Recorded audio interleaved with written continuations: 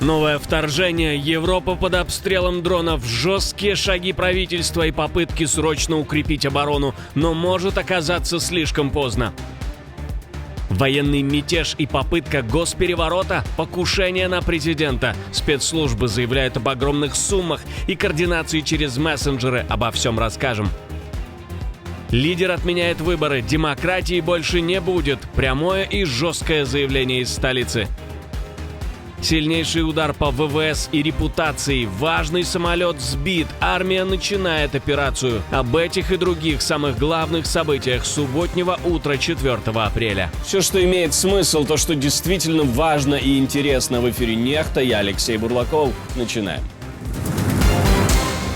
Еще одна страна подверглась удару. «Шахед» снова залетел туда, где его точно не ждали. Утром беспилотник нарушил воздушное пространство Молдовы. По данным Минобороны страны, дрон вошел со стороны Одесской области, пролетел над югом Молдовы со скоростью около 160 км в час и затем снова ушел в сторону Украины. Маршрут прошел через район Тудора. Это уже не первая такая тревога у молдавской границы. Всего несколько дней назад, 30 марта, Молдова уже фиксировала пролет «Шахеда» над своей территории, а МИД страны тогда назвал это серьезным нарушением суверенитета. С начала полномасштабной войны такие инциденты происходили десятки раз. Небо над страной все чаще превращается в зону чужого риска. Новый морской фронт в неожиданном месте, и война, похоже, тихо переползает в Средиземное море. Французское издание РФИ утверждает, что Украина договорилась с правительством в Триполи и развернула в Западной Ливии свой военный форпост. По данным расследования, речь идет о более чем 200 украинских военных и специалистах, которые работают на нескольких объектах, где якобы создана база для запуска воздушных и морских дронов. Независимого официального подтверждения этой схемы пока нет. Более 200 украинских офицеров и экспертов размещены в Ливии с согласия правительства Дбейбы. Они работают на 3 основных объектах, включая авиабазу в Мисрате. По версии источников, именно с ливийского направления Украина могла атаковать российские суда в Средиземном море. Один из таких эпизодов уже хорошо заметен. Танкер «Арктик Метагаз» действительно был поврежден в начале марта и до сих пор остается проблемой у берегов Ливии. Еще в декабре Reuters сообщали об ударе по российскому танкеру «Кендил» в Средиземном море. Это была первая такая атака, признанная украинским источником. Если вся эта картина верна, то речь идет уже не просто о новой точке присутствия Киева, а о попытке открыть еще один фронт далеко за пределами Черного моря. Ровно год назад диктатор из России, не останавливая войны и не прекращая тратить на нее деньги, приказал улучшить жизнь россиян. Нужно просто создавать условия для людей, хорошие условия, чтобы у них не было желания никуда уезжать. Это наша задача. Задача государства, которое здесь явно где-то в чем-то не дорабатывает. Задача руководителей различных учреждений, культуры в данном случае. Чтобы у нас везде все было достойно, на хорошем высоком уровне. Но через год даже лояльные опросы вдруг показали трещину. По данным Фонда общественного мнения, за одну неделю доля россиян, заявляющих о доверии к Путину, просела с 76 до 71%. Это падение сразу на 5 пунктов, и, как отмечают российские СМИ, настолько резкого снижения этот параметр у фонда не показывал как минимум с 2019 года. В Беларуси силовики годами давили любую независимую социологию, а вот в России формально опросы еще есть, но даже они все чаще фиксируют не рост уверенности, а нервозность и просадку. Европа начинает медленно, но уверенно прозревать. Франция больше не делает вид, что времени много. Париж готовит резкий рывок в военном производстве и прямо говорит о переходе к экономике военного времени. По данным Политико, к 2030 году Франция хочет увеличить запасы дронов «Камикадзе» на 400%, авиабомб на 240% и на 30% ракет. На все это планируют добавить еще 8,5 миллиардов евро, а сам обновленный военный план должны представить 8 апреля. Не исключено, что Россия проверит НАТО на прочность в период с 2028 по 2029 год. Поскольку они направляют значительную часть своего национального богатства в оборонную промышленность, их конструкторские организации, естественно, способны добиться очень серьезных успехов. Премьер прямо сказал, что главнее всего сейчас боеприпасы, дроны, ПВО и средства против дронов, а прежних запасов и темпов производства уже недостаточно.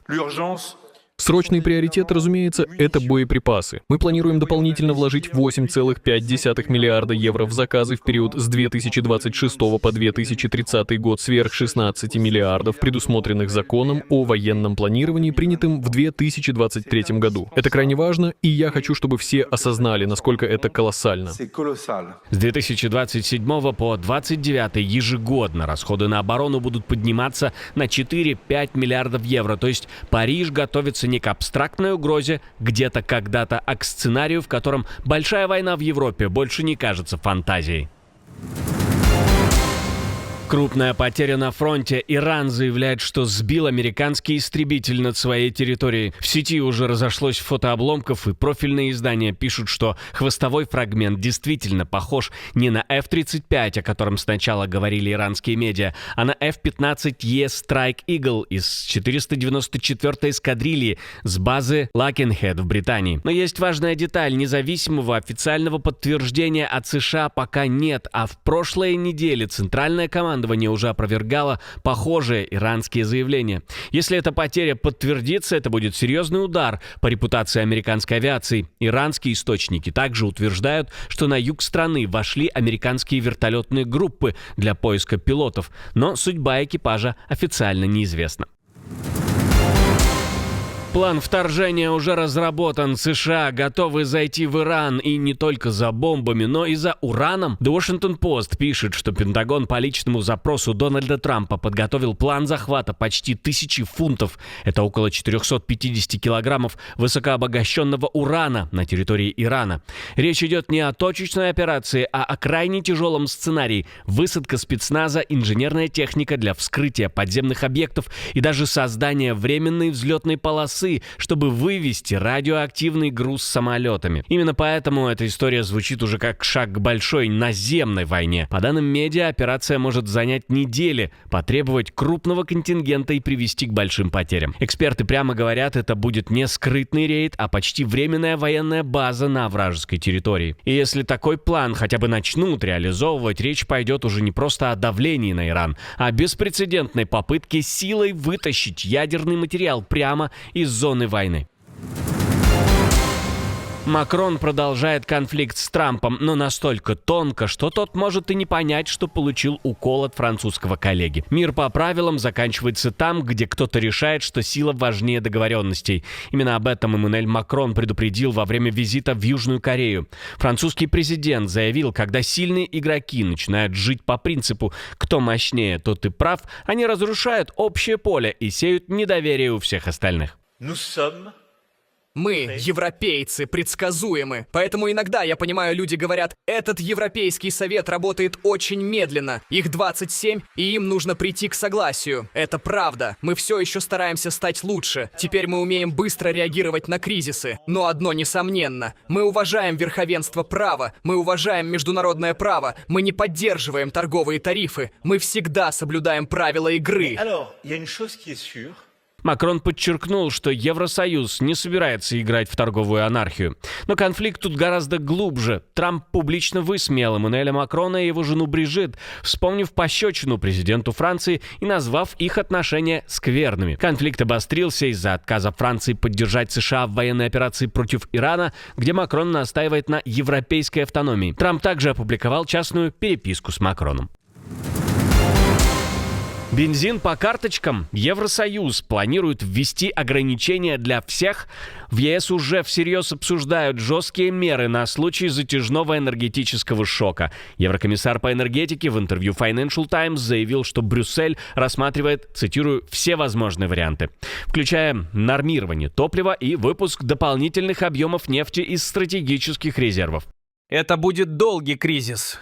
Цены на энергоносители останутся высокими очень долго. Риторика, которую мы используем, и слова, которые мы подбираем, сейчас гораздо серьезнее, чем были на раннем этапе кризиса. Наш анализ определенно заключается в том, что ситуация будет затяжной, и страны должны быть уверены, что у них есть все необходимое. Это не означает, что нормирование уже вводят, но сам факт обсуждения показывает, насколько серьезно в ЕС оценивают последствия войны на Ближнем Востоке. Параллельно страны уже запускают экстренные меры. Польша снизила НДС на топливо до 8% и сократила акциз. Германия ограничила АЗС одним повышением цены в день. Норвегия временно урезала налоги на бензин и дизель, а Чехия и Румыния пошли на налоговые послабления и использование резервов. То есть Европа пока не перешла к карточкам на топливо, но уже явно готовится к сценарию, при котором дорогая энергия и дефицит отдельных видов топлива станут новой нормой.